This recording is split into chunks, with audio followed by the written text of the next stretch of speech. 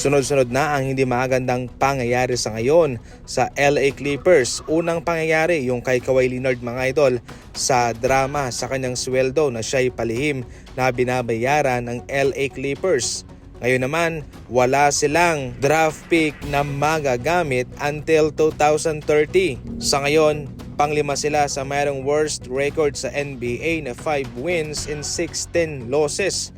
Ngayon naman, kanilang sinundan pa ito ng pagpapauwi kay Chris Paul. Sa ngayon, lumalabas pa na itong si Chris Paul ang kanilang sinisisi. Ang problema kasi sa Clippers ay parati po silang nagmamadali para sa kanilang mga plano. Ayaw nilang mag-develop, ayaw nilang maghintay ng kanilang mga batang players. Instant veteran players ang kanilang kinukuha, in which tested na sa mga nagdaang mga kupunan na gumagawa ng mga gantong composition sa kanilang lineup ay pumapalpak.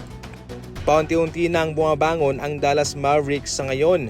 Kahit na malakas ang Miami Heat, ito'y kanilang tinalo sa pangunguna ng apat nilang mga player. Itong si Davis double-double, samantalang si Cooper Flag naman 22 points. Si Nembhard naman 15 points, 13 assists. Klay Thompson 17 points at mayroong 5 3-pointer.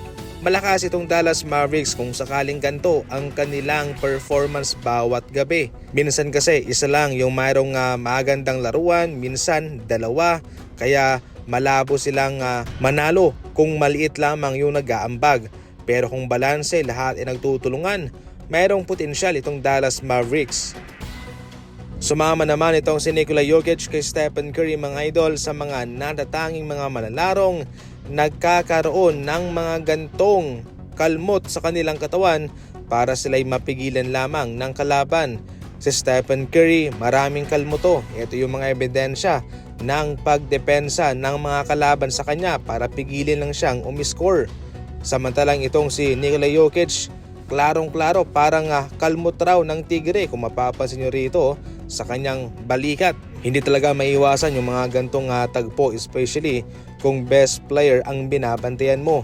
Gagawin mo talaga yung lahat ng kakayahan mo para lang hindi sila makascore. Pero gayon pa man ay nakakalusot sila. Mga natatanging mga NBA players sina Nikola Jokic at Stephen Curry. Ayon pa nga sa mga eksperto at sa mga NBA fans, mukhang malabo na tayo makakita pa ng susunod nila o kung mayroon pa silang katulad sa susunod na mga henerasyon. Imagine, bawat laban, bawat gabi, yan po ang kanilang pinagdadaanan para lang makascore. Hindi po biro ang kanilang ginagawa at kaya deserve din nila ng malaking payday, malaking kontrata sapagkat sila ang naunguna, ang bumubuhat sa kanilang kupunan. Para sa mga NBA Fast Break balita, tumuto ka lang dito. Marami tayong ina-upload araw-araw. Maraming salamat po.